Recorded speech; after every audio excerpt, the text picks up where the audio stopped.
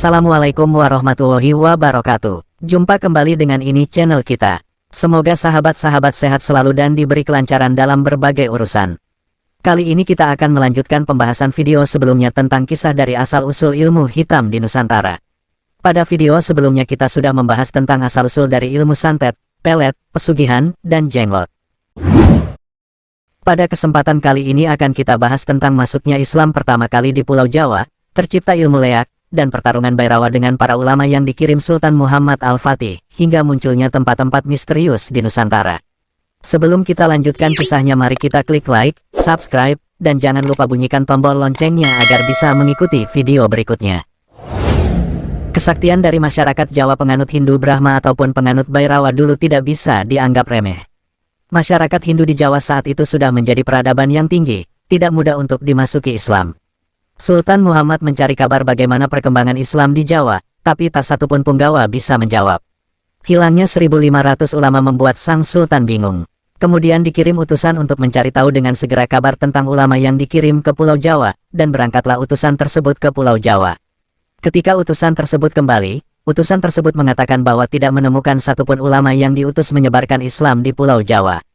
Namun, utusan itu kemudian berkata bahwa di tanah Jawa penduduknya beragama Hindu-Buddha. Mayoritas mereka menganut Hindu pemuja sebuah patung yang disebut Patung Kali, dan mereka menyebut dirinya dengan sebutan kaum Bhairawa. Kemudian utusan tersebut menceritakan tentang ritual mereka, termasuk adanya korban sesembahan yang dijadikan makanan. Mendengar itu Sultan Muhammad kemudian mengumpulkan semua ulama untuk dimintai saran. Dalam diskusi tersebut ditetapkan bahwa akan mengutus ulama sakti yang ahli dalam bela diri, hal-hal gaib, atau apapun yang menghalangi Islam masuk ke tanah Jawa. Diskusi tersebut menghasilkan kesepakatan bahwa Sultan Muhammad Al-Fatih akan mengutus seorang ulama yang juga seorang pendekar sakti dari Persia. Beliau bernama Sayyid Syamsuddin Al-Bakir Al-Farsi. Lalu di Jawa dikenal dengan nama Syekh Subakir. Beliau adalah seorang ulama dan juga pendekar sakti yang mempunyai keahlian dalam hal gaib, termasuk ahli dalam penumbalan.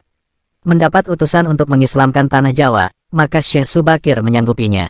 Beliau mengajak para muridnya yang mempunyai keahlian dalam berbagai hal untuk berangkat ke tanah Jawa.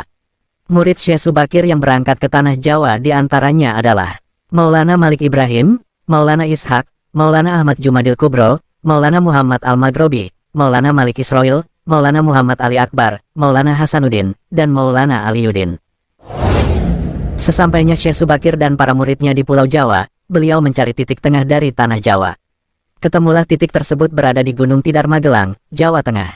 Saat Syekh Subakir sampai di Gunung Tidar, beliau menumbal tanah tersebut. Beliau mengambil segenggam tanah liat dan dibacakan doa-doa agar pengaruh makhluk halus yang bersifat negatif untuk Islam tidak mengganggu saat penyebaran Islam di tanah Jawa. Hal itu membuat jin dan setan penghuni Gunung Tidar berlarian ke berbagai arah. Setelah itu Syekh Subakir bersama muridnya bermukim di Gunung Tidar. Syekh Subakir meminta petunjuk pada Allah Subhanahu wa Ta'ala agar dipermudah untuk menyebarkan Islam di tanah Jawa. Saat Syekh Subakir bersama para pengikutnya melanjutkan perjalanan hendak menyebarkan agama Islam, beliau melewati sebuah pemukiman yang di situ dihuni penduduk yang menganut Hindu Kali atau yang dikenal dengan Bhairawa. Pemukiman tersebut adalah tempat di mana saat ini dikenal dengan kota Wonosobo. Saat itu Syekh Subakir dan para muridnya diterima dengan baik oleh penduduk. Syekh Subakir terkesan oleh keramahan penduduk tanah Jawa kala itu, apalagi dalam hal memuliakan tamu. Pada suatu hari Syekh Subakir dan murid-muridnya melihat ritual penduduk, dengan mengorbankan seseorang dan dijadikan santapan. Syekh Subakir menegur mereka dengan santun, dan berkata bahwa itu perbuatan tercela dan tidak manusiawi. Mendengar kata-kata tersebut, penduduk yang saat itu menganut ajaran Bhairawa menjadi marah, apalagi mereka tahu bahwa Syekh Subakir membawa ajaran agama baru.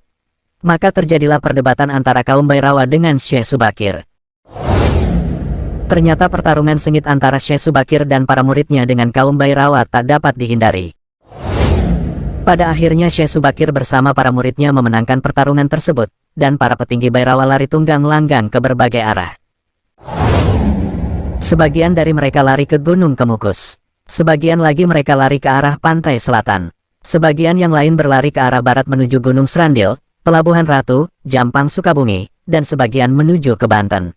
Pelarian kaum Bhairawa ke semua berbagai daerah menjadikan tempat tersebut menjadi terkenal akan kemistisannya, atau kemampuan orang-orangnya dalam ilmu mistisnya. Ada pula yang masih menjalani ritualnya sampai sekarang, hanya saja ada perubahan dalam menjalani ritualnya. Sedangkan dari bahasa Sanskerta, Nama Banten berarti tumbal. Hal itu dikarenakan pelarian kaum Bairawa ke daerah tersebut, dan melakukan ritual penumbalan kembali, maka muncullah asal-usul dari nama daerah yang disebut Banten, dalam bahasa Sanskerta berarti tumbal.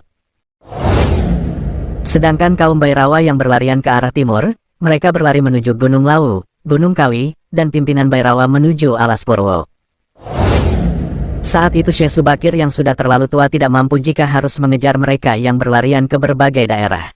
Sehingga Syekh Subakir mengutus muridnya yang bernama Maulana Malik Ibrahim dan Maulana Ishak untuk mengejar dan menemukan sebagian dari mereka yang telah berlari ke arah timur. Maulana Malik Ibrahim dan Maulana Ishak mengejar pemimpin Bairawa yang sebelumnya berlari menuju ke arah timur. Pemimpin Bairawa tersebut bernama Minak Sembuyu Bajol Semoro.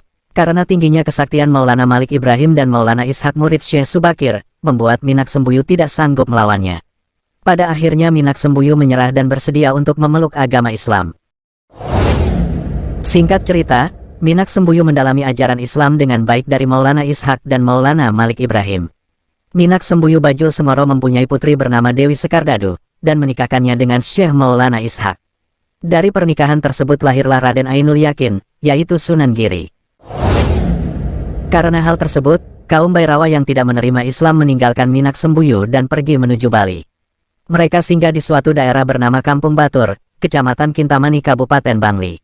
Di sana kaum Bairawa mengajarkan Tantrayana dan menghasilkan ilmu leak. Sebagian lagi dari kaum Bairawa yang awalnya bersama Minak Sembuyu pergi menuju Kediri. Di sana mereka membuat patung Totok Trot untuk dijadikan sesembahan.